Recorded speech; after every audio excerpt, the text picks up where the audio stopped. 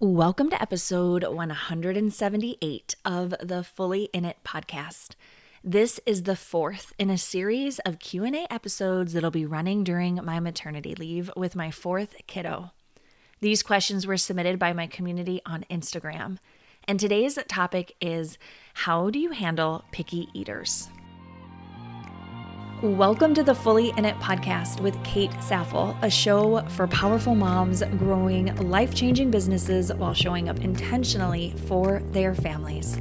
I teach you how to create a family-first and profitable business in less time by leveraging simple strategy, mom life-friendly systems, and above all, the mindset of going fully in it.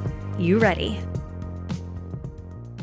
So for today's topic, I just want to acknowledge that I am not a kids nutrition or eating expert. I'm not a psychologist. I'm just a mom who happens to have several kiddos.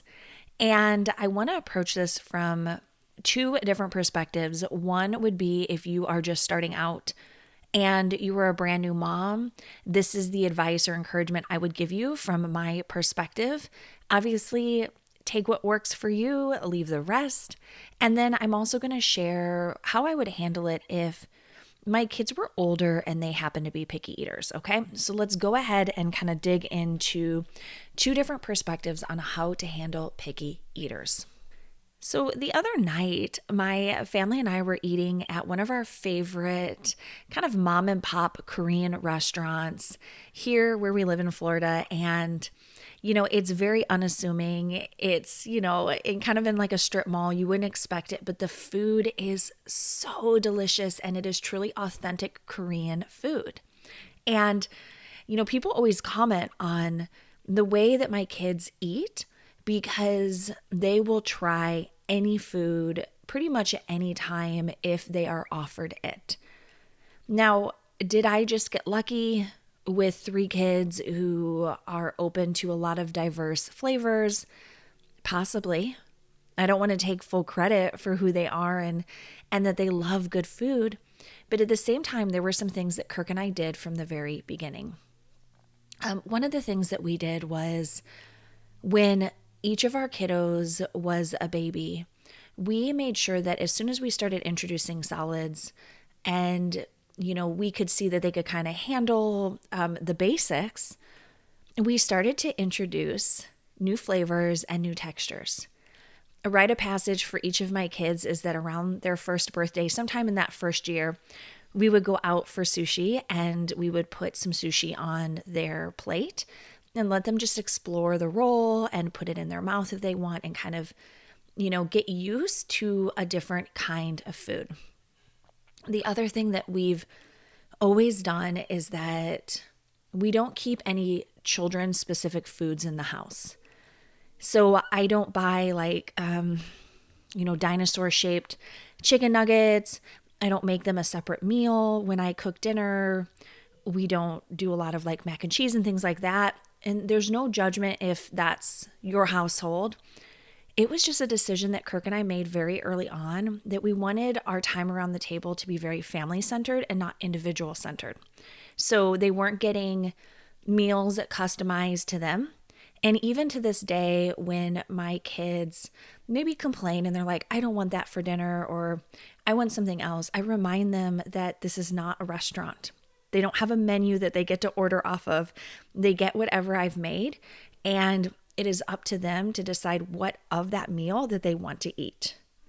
I think what's really cool to ponder and reflect on is that there are children all over the world eating in very diverse cultures and experimenting with so many different kinds of cuisine that would be their everyday normal and maybe feel a bit exotic to you and your family. And what this tells us is that humans have a pretty big capacity for flavors and textures and, nutrition even. And so I hope that kind of encourages you that your children are capable of really enjoying a lot of different flavors. And this is especially if you start from the very beginning and make sure that they are exposed to a lot of different foods. But here's the key.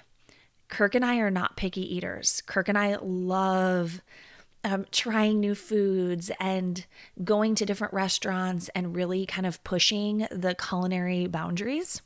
Kirk also loves cooking and he experiments a lot with different flavors. And so, for that reason, we as the parents are able to model that for our kids.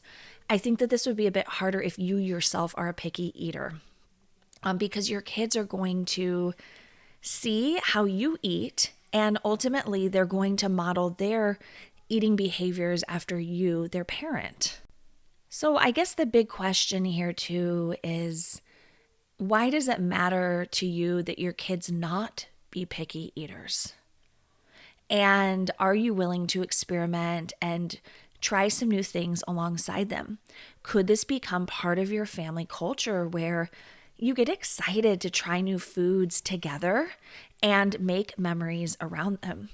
Now, if your kids are older and they're picky, right? Like they're pretty established in their ways of eating, this is where it gets a little bit more murky, because it is possible some children I do know have they have like sensitivities to the way things feel or they taste, like the textures. They may have food aversions, and that is beyond the scope that I can offer because, like I said, I'm just a parent. I am not an expert in this. But what we have done in our home, like I mentioned a little bit ago, is I only buy the foods that I want them to eat. So I make sure to keep a good, nutritious selection of different items that I would be happy for them to eat. And then it takes the pressure off of me to try to, really influence what they're eating, because I trust that any combination of things in our home would be healthy and nourishing for them. The second thing is that, if you have a picky eater, you can try to maybe explore some new foods that you do so in a way that maybe feels safe to them. So maybe you include them in the process. Maybe you pick up some cookbooks from the library and you let them just have fun looking through the recipes. And if they find one that they're interested in making, by all means, let them do it. Get the ingredients, encourage their enthusiasm, because typically a child who has cooked something is going to eat it. And that can be a really impactful way to get them involved in the kitchen. Now, I will share that one of my children was having eating issues last year. It was very stressful for me as the mother because she's a very good eater. She loves food. And then all of a sudden, she just didn't really want to eat. And in that case, I let her eat whatever she wanted, because I just wanted to make sure she was getting calories in. Now, this was a unique situation and it was temporary, right? So she wasn't being a picky eater for the sake of just being picky. There were things going on in her life that had her not wanting to eat consistently. And so the way we were able to kind of overcome that was, one, I let her cook and experiment in the kitchen. If she asked me to buy certain ingredients, I went and bought them. I didn't comment on what she was eating. I didn't make judgment calls about it. We just encouraged eating. And then now she's doing so much better and she's eating the full spectrum again. So sometimes we get into seasons with our kids too where maybe they're eating less, they're being pickier, and it's just temporary. And the key thing here is not to say anything negative about it or discourage them, but offer opportunities for them to explore tastes and things that appeal to them. So I hope that this episode was helpful. Again, this is like mom to mom advice of things that I would do from the very beginning, and then what I would do if you are in the thick of parenting and you realize that one of your kids is picky. Ultimately, I think love and grace and compassion are the best ingredients of all to include in an eating relationship. Okay, my dears, I will see you on the next Q&A.